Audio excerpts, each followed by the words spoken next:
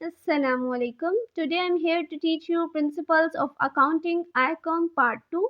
Author name is Suhail Afzal and Mohammad Arif Chaudhary. Question शुरू करने से पहले अगर आप मेरे वीडियोस देखते हैं और आपको मेरी वीडियोस अच्छी लगती हैं तो इनको लाइक कर दीजिएगा। अगर मेरे चैनल पर नए हैं तो चैनल को सब्सक्राइब कर दीजिएगा और साथ ही बेल आइकन के बटन को क्लिक भी कर दीजिएगा ताकि मेरी हर नई वीडियो का नोटिफिकेशन आप तक आता रहे। तो क्वेश्चन शुरू करते हैं। ये क्वेश्चन जो है, जैसे हम बाकी क्वेश्चन करते आए हैं शुरू से लेकर अब तक का, वो सारा जो हमने किया था वो सारा क्वेश्चन इस क्वेश्चन में, ठीक है। इसलिए मैं आपको ये क्वेश्चन करवा रही हूँ और ये क्वेश्चन बहुत सिंपल सा ही है, यानी आप देख सकते हैं कि ये सारे क्वेश्चन बहुत सिंपल है। रूल्स ये के तरीके से चलेंगे तो ये क्वेश्चन हो जाएंगे कंप्लीट।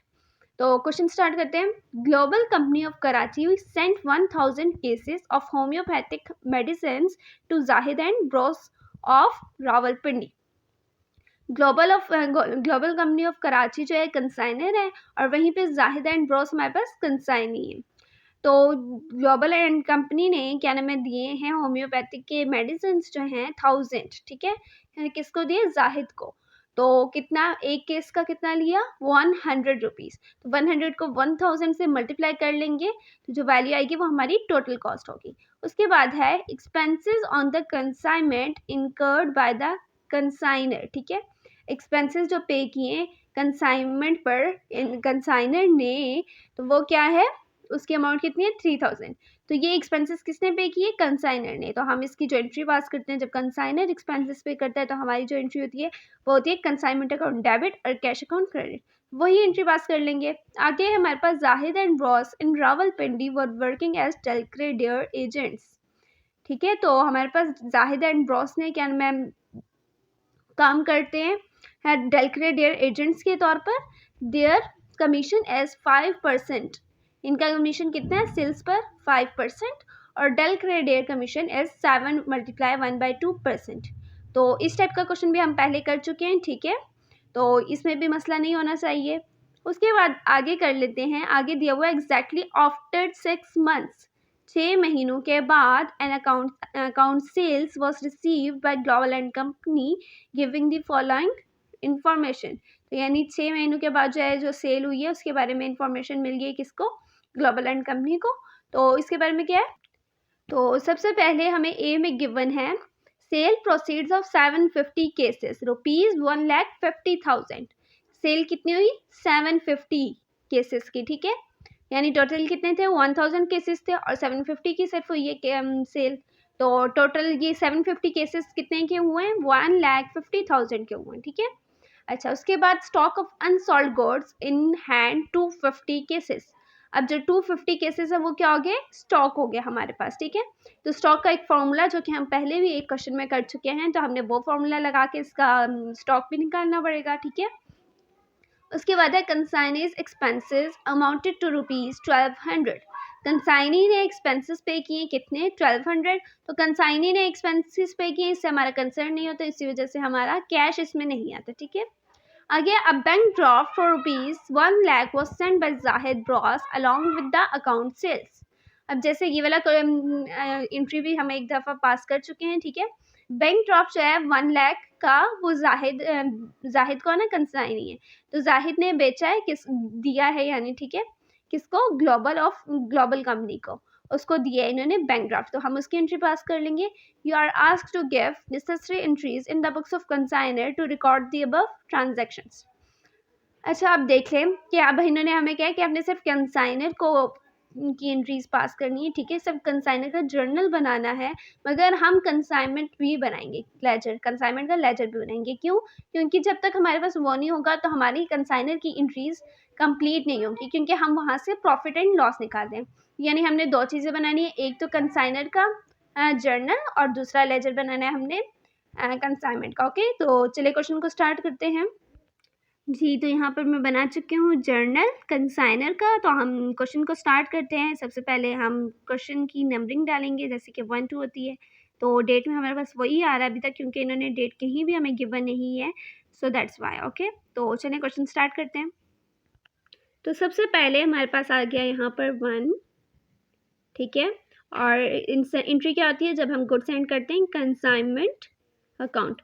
मगर यहाँ पे अगर इन्होंने हमें प्लेस और का नाम दिया हुआ है तो हम उसके हिसाब से लिख लेते हैं कंसाइनमेंट टू रावलपिंडी। कंसाइन होके ये कौन सी जगह को जा रही है, रावलपिंडी को, इस वजह से हमने रावलपिंडी का नाम लिखा है। ठीक है, consignment to Rawalpindi. Okay, account. अच्छा, उसके बाद हमारे पास यहाँ पर क्या आ जाएगा, क्रेडिट साइड पे goods Saint on consignment. Okay, ऐसे क्रेडिट में आ जाएगा। अच्छा, सॉरी, नरेशन आप खुद लिखेंगे। ठीक है, जैसे कि मैं आपको पहले भी बता चुकी हूँ, कोई नई चीज़ जैसे कि आ जाती है तो वो मैं आपको लिखवा देती हूँ। तो हमारे पास अब हम इनकी एंट्रीज वैल्यूज़ लिख लेंगे। तो हमारे पास इसकी डेबिट की वैल्यू क्या है, 1 लाख। जब 100 को मल्टीप्लाई करें 1000 से तो हमारे पास वैल्यू आ जाती है 1 लाख। ओके, तो यही क्रेडिट पे भी आ जाएगी। तो सेकेंड एंट्री में हमारे पास आ जाएगा कि जब एक्सपेंसेस पे की किसने, कंसाइनर ने, तो उसकी एंट्री आ जाएगी हमारे पास consignment to Rawalpindi account. Okay, और क्रेडिट में क्या आ जाएगा, इसके पास एक कैश आ रहा है, इस वजह से वो कैश क्रेडिट कर देगा। और ये कितने का हुआ, 3000 का ये सब कुछ। ठीक है, तो हम 3000 डेबिट में भी और 3000 क्रेडिट में भी। ओके, फिर उसके बाद फिर हमारे पास थर्ड एंट्री है। ठीक है, थर्ड एंट्री हमें जैसे कि कमीशन की गिवन है, मगर हम पहले कमीशन से पहले सेल की एंट्री पास करेंगे। क्यों, क्योंकि हमारे पास सेल होती है उसके बाद ही कमीशन होता है। ठीक है, उस वजह से हम पहले सेल की एंट्री पास करेंगे, देन कमीशन की पास करेंगे। तो सेल की एंट्री पास कर लेते हैं। सेल की एंट्री हमारे पास क्या हो जाती है, हमारे पास डेबिट हो जाता है कंसाइनी। ठीक है, कंसाइनी कौन है, जाहिद एंड ब्रॉस। ओके, तो ये हो गया हमारे पास कंसाइनी डेबिट। और यहाँ पर क्रेडिट कौन हो जाता है, consignment to Rawalpindi, to Rawalpindi.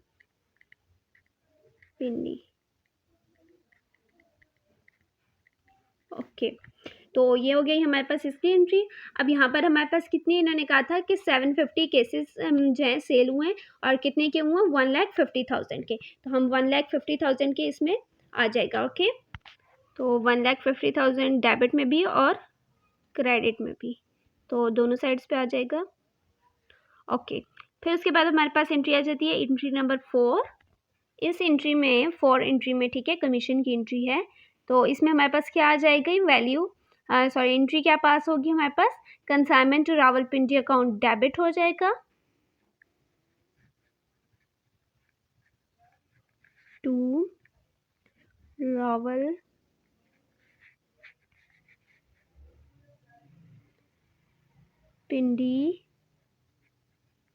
Account debit, और क्रेडिट क्या हो जाएगा हमारे पास, Zahid and Bros account. Okay, तो ये हो गया हमारे पास डेबिट क्रेडिट। मगर अब हमारे पास हम किस अमाउंट से इसको करेंगे, यानी हमें डेल क्रेडिट एजेंट भी है, डेल क्रेडिट कमीशन भी है, और दूसरा सिंपल कमीशन भी है। तो हम किस तरह से इसको करेंगे ये देख लेते हैं। तो सबसे पहले हमारे पास हम शिफ्ट को दबा लेंगे। ठीक है, और फिर इसको दबा लेंगे।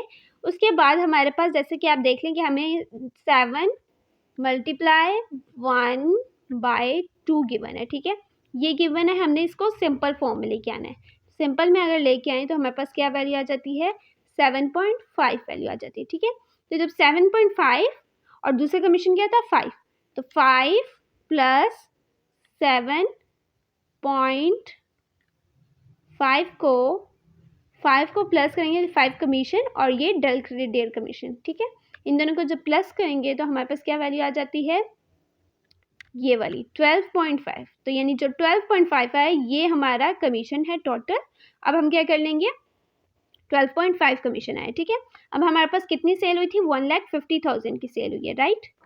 तो हम 1,50,000 को लिखेंगे और मल्टीप्लाई कर लेंगे 12.5 से, डिवाइड कर लेंगे इसको टोटल परसेंटेज से, 100 से। ठीक है, तो ये वैल्यू हो जाएंगी हमारे पास। तो हमारे पास आ जाएगा 18,750। तो यानी कितना कमीशन रिसीव किया इसने? 18,750। ओके, तो यही हम लिखेंगे यहाँ पर भी 18750। ओके, यही डेबिट पे और यही क्रेडिट में भी। ओके, फिर कंसाइनी ने जब एक्सपेंसेस पे किए, ठीक है, पहले कंसाइनी ने पे किए थे, अब कंसाइनी ने पे किए, तो अब क्या हो जाएगा? Consignment to Rawalpindi account, ठीक है, डेबिट, और क्रेडिट हमारे पास क्या हो जाएगा? Zahid and Bros account. ये कब हुआ? जब एक्सपेंसेस पे किए। किसने? जाहिद एंड ब्रॉस ने। तो तब हम इसकी ये एंट्री पास कर लेते हैं, और वैल्यू हमारे पास 1200 डेबिट में भी और क्रेडिट में भी है, ठीक है, जो कि एक्सपेंसेस पे किए थे। उसके बाद हमारे पास आ जाता है स्टॉक की एंट्री आ जाती है। तो स्टॉक की एंट्री के लिए जैसे कि मैं आपको बता चुकी हूँ कि एक फार्मूला यूज़ होता है, तो हम वो फार्मूला यूज़ करके निकाल लेते हैं कि इसकी क्या वैल्यू बनेगी। ओके जी, तो अब हम कैलकुलेशन करने लग गए हैं स्टॉक के, ठीक है। तो स्टॉक की कैलकुलेशन के लिए, ठीक है, हमारे पास क्या होता है? सबसे पहले कॉस्ट प्राइस ऑफ अनसॉल्ड केसेस, जो कि हमारे पास सेल नहीं हुए थे, उनकी प्राइस लिखनी होती है, ठीक है। सबसे पहले तो हमारे पास कितने केसेस हैं? 250 केसेस हैं जो कि हमारे पास सेल आउट नहीं हुए, ठीक। और उन केसेस की हमारे पास क्या वैल्यू है, क्या प्राइस है, ये देखनी है। अब जो हमारे पास जो लेटेस्ट प्राइस, यानी जितने की जो 750 केसेस सेल आउट हुए हैं, तो उनकी वैल्यू प्राइस क्या होगी? यानी वो 1,50,000 के थे, उनकी ज़्यादा होगी, ठीक है, उनकी 100 नहीं होगी, उनकी ज़्यादा होगी, मगर वो केसेस सेल हुए थे, इस वजह से थी। इन केसेस की सेल नहीं हुए, इस वजह से इनकी क्या वर्थ है, अभी क्या प्राइस है, जितने की पहले उसने बेची थी कंसाइनर ने, ठीक है। तो उसने कितने की बेची थे? 100 के। तो 250 को जब मल्टीप्लाई किया 100 से, तो हमारे पास क्या वैल्यू आ जाती है? 250 को मल्टीप्लाई करेंगे 100 से, ठीक है, 250 मल्टीप्लाई 100, तो हमारे पास वैल्यू आ जाती है 25,000। तो ये 25,000 को याद रखना आपने, ठीक है, अभी फिलहाल। उसके बाद हम क्या करते हैं? उसके बाद हमारे पास वैल्यू क्या आ जाती है? शेयर ऑफ, हम ऐड कर लेते हैं इनको, ठीक है, ऐड, इस चीज़ को ऐड करना है, share of direct expenses. Okay, ये चीज़ें आ गई हमारे पास। अब इसमें हमें क्या लेकर आना है, ठीक है, ये देख लेते हैं। इसमें हमें सबसे पहले एक्सपेंसेस कौन से हैं? जो कंसाइनर ने पे किए थे। तो कंसाइनर ने जो पे किए थे वो टोटल एक्सपेंसेस 3000 थे, ठीक है। तो 3000 हमारे पास यहाँ पर आ गया। 3000 को डिवाइड करेंगे किससे? जो हमारे टोटल केसेस थे, ठीक है। तो टोटल केसेस कितने थे? 1000 केसेस थे, ठीक है, टोटल केसेस। और फिर मल्टीप्लाई करेंगे उतने केसेस से जो कि अनसेल है, ठीक है, यानी अनसोल्ड है। तो अनसोल्ड केसेस कितने हैं? 250। तो अब इनको सारे को सॉल्व कर लेंगे, तो हमारे पास क्या वैल्यू आ जाती है? 3000 मल्टीप्लाई, सॉरी ऐसे नहीं होगा, रुके। तो ये वैल्यू हो जाएगी हमारे पास 3000 को डिवाइड किया 1000 से, मल्टीप्लाई किया 250 से, तो हमारे पास वैल्यू आ गई 750। ओके, तो ये जो 750 आया, ये हमारे पास क्या है फिलहाल? इसकी कॉस्ट जो हमने शेयर लिए थे, ठीक है, तो ये 750। तो हमने कहा था कि हमने इनको ऐड करना है, तो यानी 25,000 में 750 को हम ऐड करना है, तो हमारे पास क्या वैल्यू आ जाएगी? 25,750। ओके, ये वैल्यू आ जाएगी हमारे पास जब हम इसको आपस में प्लस करेंगे। 25,000 को 750 में प्लस करेंगे, ये यहाँ पर अलग से भी लिख लेती हूँ ऐसे, 750, ठीक है। तो फिर यहाँ पर ये हो गया, और 25,000 को हमने करना है प्लस 750 से। ओके, तो इस तरह से मैंने आपको लिख के बता दिया है, तो आपने इसी तरह से करना है, इसका यही फॉर्मूला यूज़ होगा। और अब हम इसकी एंट्री पास कर लेते हैं, ये है, ठीक है। तो अब 6 एंट्री आ गई है हमारे पास, जो कि हमारी स्टॉक की एंट्री है, ठीक है। तो स्टॉक की एंट्री हमारे पास क्या होती है? स्टॉक ऑन कंसाइनमेंट,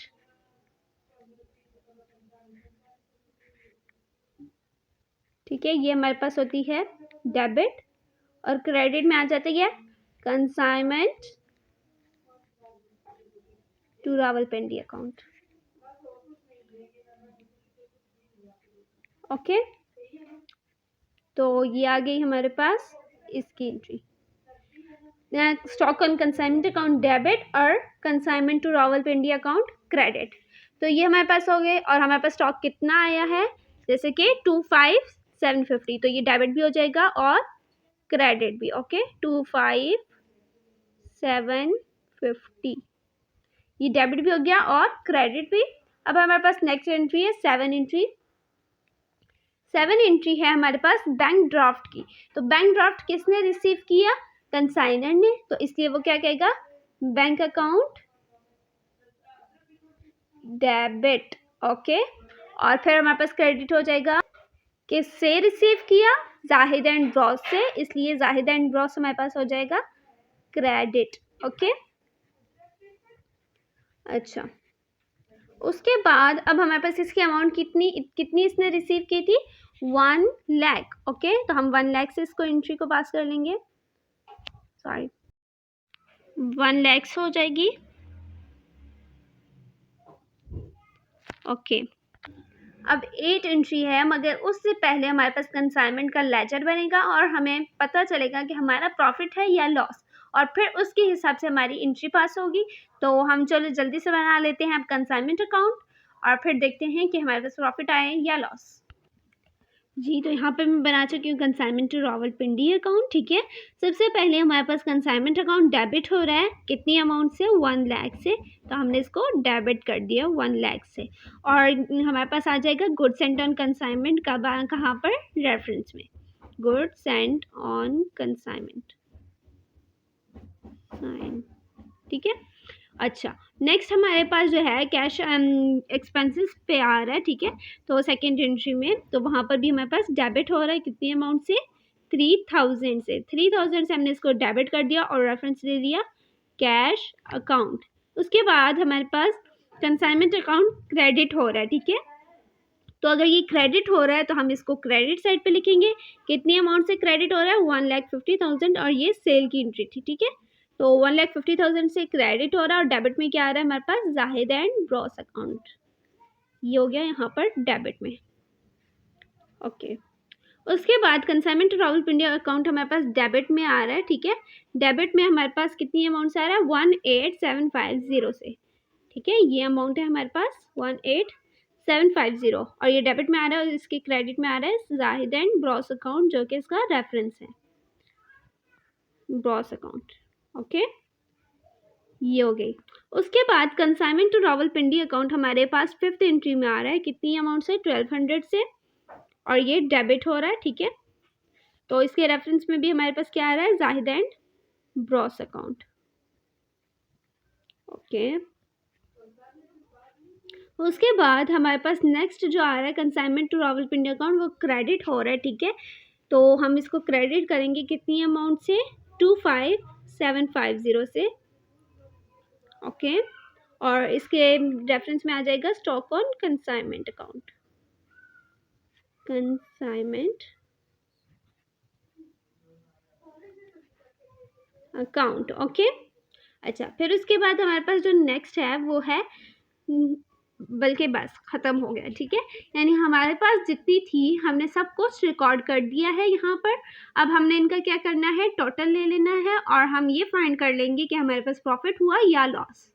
तो हम जल्दी से इसको कैलकुलेट कर लेते हैं और फिर देखते हैं कि क्या हुआ।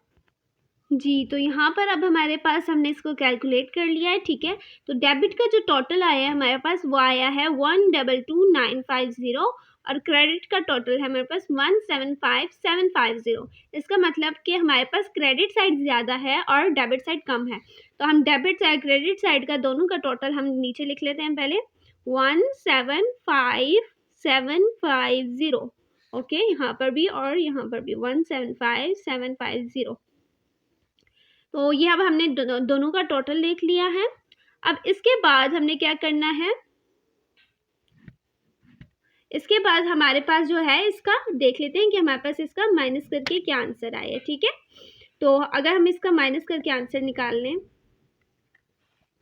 तो हमारे पास ये वैल्यू आ जाती है, यानी क्रेडिट साइड को जब डेबिट से माइनस किया तो हमारे पास आ गया 52800, ठीक है।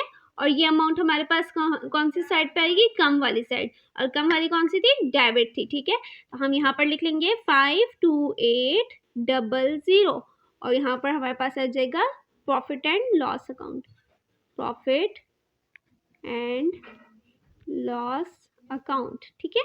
तो यहाँ पर ये चीज़ आ गई और हमने इस तरह से लिख दी। तो हमारे पास इसमें क्या आया, प्रॉफिट आया या लॉस, हमारे पास इसमें आ गया यहाँ पर प्रॉफिट आ गया, ठीक है, क्योंकि हमारी क्रेडिट, ये दरअसल तो क्रेडिट का है ना बैलेंस, तो हमारे पास क्रेडिट का बैलेंस क्या होता है, प्रॉफिट होता है।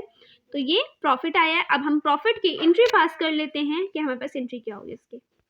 तो यहाँ पर 8 एंट्री है हमारे पास। अब 8 एंट्री हमारे पास, इसमें हमारे पास कंसाइनमेंट टू रावलपिंडी अकाउंट क्या हो जाएगा, debit to Rawalpindi account,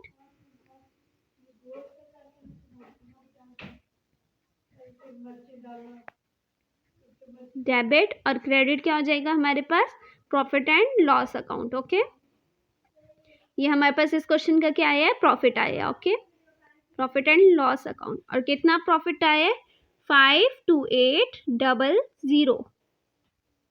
okay, तो ये दोनों साइड्स पे चला जाएगा, डेबिट में भी और क्रेडिट में भी। उसके बाद हमारी 9 ट्रांजेक्शन है।